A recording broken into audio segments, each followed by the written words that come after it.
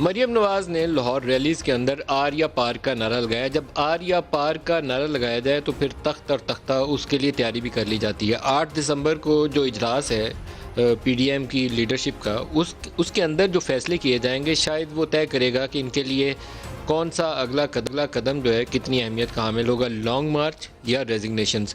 इन दोनों में से किसी एक चीज़ को उन्हें चुनना पड़ेगा और लाहौर माल रोड या इस्लामाबाद का डी चौक, उसके ऊपर भी फैसला करना पड़ेगा।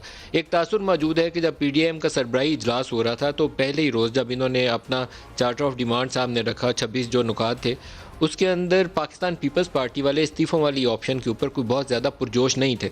तो वो सियासी हलकों में ये बात मौजूद है। पाकिस्तान तहरीक इंसाफ के लोगों को भी पता है कि आसिफ अली जरदारी जो थे वो सियासत को अंदर रह कर खेलना चाहते हैं, सिस्टम से बाहर निकल कर खेलना उन्हें पसंद नहीं है। सिंध की हुकूमत उनके पास है, सिंध हुकूमत को छोड़ना उन्हें पसंद नहीं होगा। और काफ़ी कोशिश के बाद, जिदोजहद के बाद ये डाला गया था कि आखिरी ऑप्शन के तौर पर इस्तीफ़ों की ऑप्शन पे भी गौर किया जाएगा।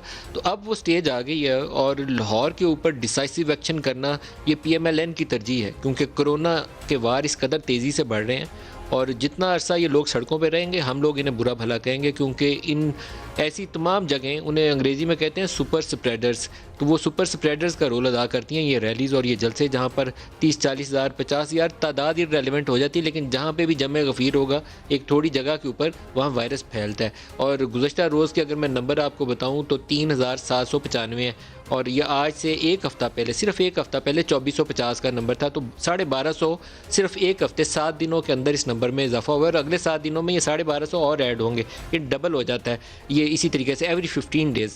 2450 से स्टार्ट किया था तो 5000 हो जाएगा। तो ऐसे के अंदर इन इवेंट्स की गुंजाइश नहीं बनती। तो अपनी पूरी कोशिश करेंगे पीडीएम वाले, और ख़ास तौर पर नून लीग इस चीज़ की पूरी कोशिश करेगी कि ये जो 8 से लेकर 13 तक का दरमियानी अरसा है, जितना पॉलिटिकल कैपिटल है वो इसमें इन्वेस्ट करें और मैक्सिमम जितना स्क्वीज़ कर सकते हैं सिटिंग गवर्नमेंट को उतना स्क्वीज़ कर लें।